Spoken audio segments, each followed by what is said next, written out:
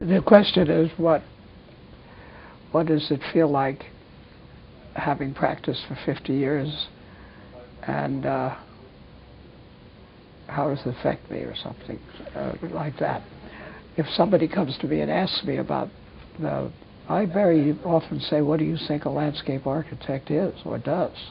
Which then immediately throws them, usually, because the definition of what a landscape architect does and is very obscure.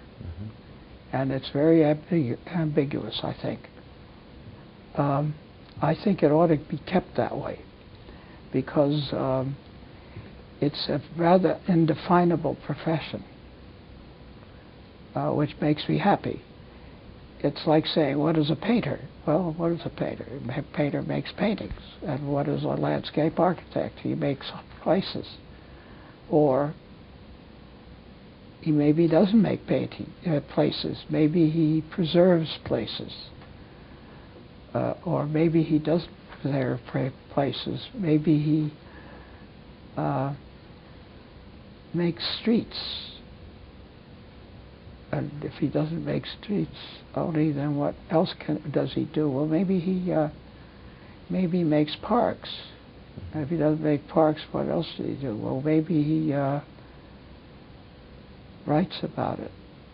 And if he doesn't write about it, then maybe he makes pieces of sculpture to put in people's places. You know, you could go on, and I think you could keep on going till he certainly decides where houses go, or makes communities, or makes underwater parks. I mean, you could go on and on. And that's what I like about landscape architecture, because it gives it. It's such a wide-ranging subject of creativity that it becomes more and more fascinating the longer you practice it, because it isn't any one of those things, it's all of those things, and you could extend it beyond that and write poetry about it, or make paintings about it, and on and on and on.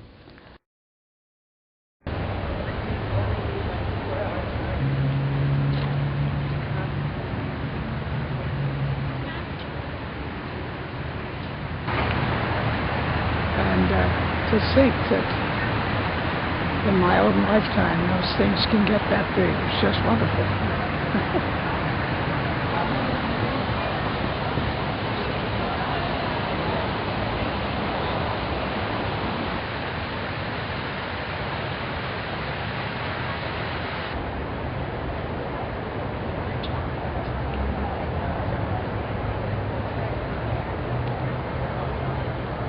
When you come out and see a space like this, and everyone's taking full advantage of it, they're having lunch, and populating all of these people, knowing that you created this space, I mean, how does that make you feel? It just makes me feel wonderful. It makes me feel that what I'm doing is worthwhile, that my life has been worthwhile. That's simple like that. And I hope that it's true that also that the quality of what their experience is the quality of nature, not the outward form necessarily here, which I feel it is. I mean, they all seem to experience it a lot. And what's also happening is that there aren't a lot of kids around here, but people come here a lot with their children, and the kids go down in here. And when we go over to Ilford Isle, you'll probably see a lot of kids in the fountain there. Yeah, it makes me feel wonderful. I suppose that's why we have the office here.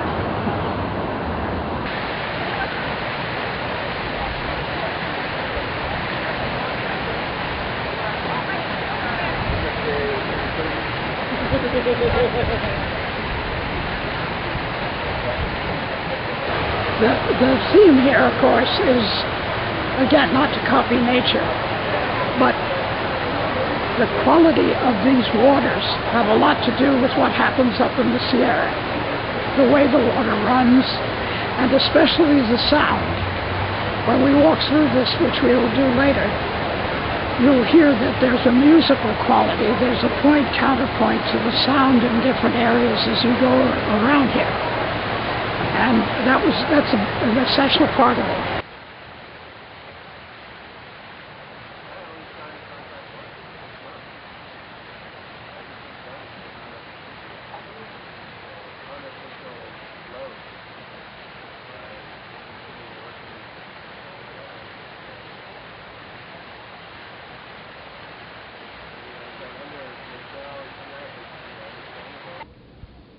In one sentence, what's your philosophy?